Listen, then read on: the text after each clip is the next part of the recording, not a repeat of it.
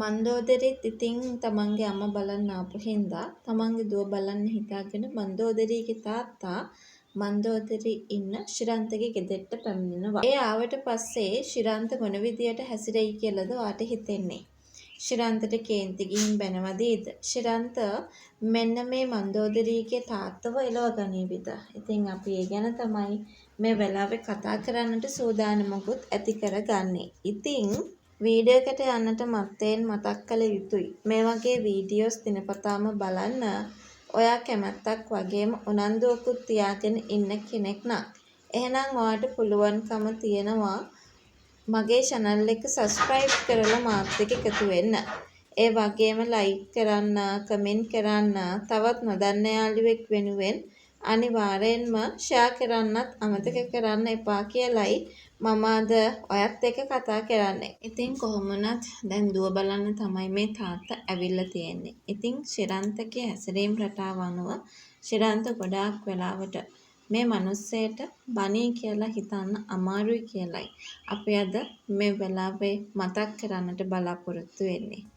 ඒ කියන්නේ ශිරන්ත මේ වෙලාවේ ගොඩක් ඉවසීමෙන් ඉඳීවි කියන ඒ කතාව ගැන තමයි අද අපි හැමෝටම මේ වෙලාවේ කතා කරන්නට සූදානම් වෙලා තියෙන්නේ කියන ඒ කතාව ගැන අද වීඩියෝ එක හරහා අපි මේ වෙලාවේදී කතා කරන්නට බලාපොරොත්තු රැසක්ම තියාගෙන ඉන්නවා කියන ඒ කතාව ගැන තමයි අද අපිට මේ වෙලාවේ කතා කරන්නට ඉඩකඩක් තියාගෙන ඉන්න පුළුවන්කමකුත් ලැබිලා තියෙන්නේ කියන ඒ කතාව ගැන තමයි අද වීඩියෝ එක හරහා අපි හැමෝම එකතු වෙලා කතා කරන්නට සූදානමක් ලබාගෙන ඉන්නේ කියන කාරණය මතක් කරනවා. ඉතින් ශිරන්ත මේ වෙලාවේදී සිද්ධ කරන්නේ අර යගේ කේන්තිය පෙන්නලා මෙතනින් යන්නේක විතරයි. එහෙම නැතුව ඒ මිනිහයාත් එක්ක රණ්ඩු කරන්නේ නැහැ.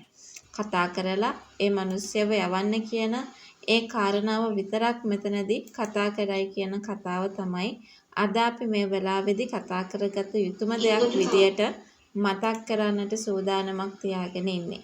ඒ විශ්වාසය අපි මේ වෙලාවේ හොඳින්ම රැකිය යුතුයි කියන කතාව ගැන තමයි මම ඔයාට මතක් කරන්න ලෑස්ති වෙලා ඉන්නේ කියන කතාව මම මේ වෙලාවේදී ඔයත් එක්කම කතා කරන්න සූදානමක් තියාගෙන ඉන්නවා. ඒ කතාව ගැන තමයි අද අපිට කතා කරන්න පුළුවන්. ඉතින් තව දෙයක් අපි මේ වෙලාවේ මතක් කරන්න සූදානමක් අරගෙන ඉන්නවා කියන කතාව ගැන මම ඔයත් එක්කම කතා කරගන්නට සූදානම් වෙලා ඉන්නවා. විශේෂයෙන්ම ඔයා දන්නවද?